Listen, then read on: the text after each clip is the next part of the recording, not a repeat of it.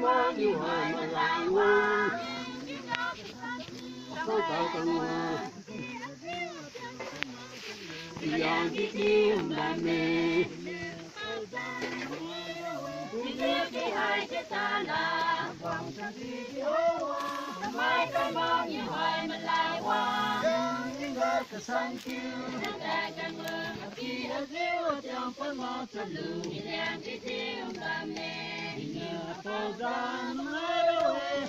cái hai cái ta là vòng chân đi đi hoa mai cái mơ như hoài mà lại hoa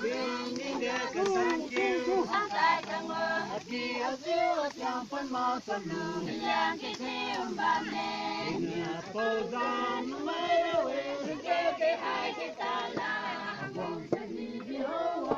mai cái mơ như hoài mà lại hoa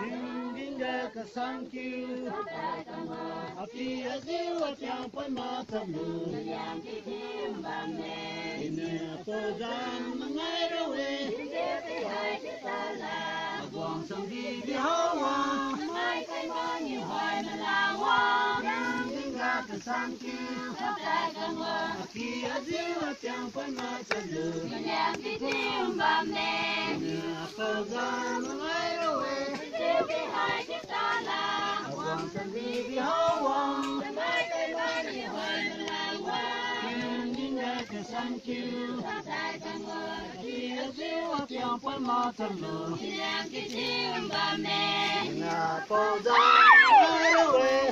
cái hai cái ta là vòng chân đi đi hoa mai cái mơ như hoài mà lại hoa những gái cả sang kêu ta càng lương khi đã gieo trong phân mơ chân lù đang cái tiêu đam mê nhà tôi ra mãi đâu cái hai cái ta là vòng chân đi đi hoa mai cái mơ như hoài mà lại hoa những gái cả sang kêu ta càng lương khi đã gieo trong phân mơ chân lù đang cái tiêu đam mê nhà tôi ra mãi đâu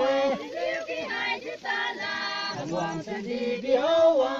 mai cái mơ như hoài mà là hoa những gái cả sang kêu ta càng lương khi đã gieo trong phân mơ chân lù đang cái tiêu đam mê nhà tôi ra mãi đâu cái hai cái ta là vòng chân đi đi hoa mai cái mơ như hoài mà lại hoa những gái cả sang kêu ta càng lương khi đã gieo trong phân mơ chân lù đang cái tiêu đam mê nhà tôi ra mãi đâu cái hai cái ta là vòng chân đi đi hoa mai cái mơ như hoài mà lại hoa những gái cả sang kêu ta càng lương khi đã gieo trong phân mơ chân lù đang cái tiêu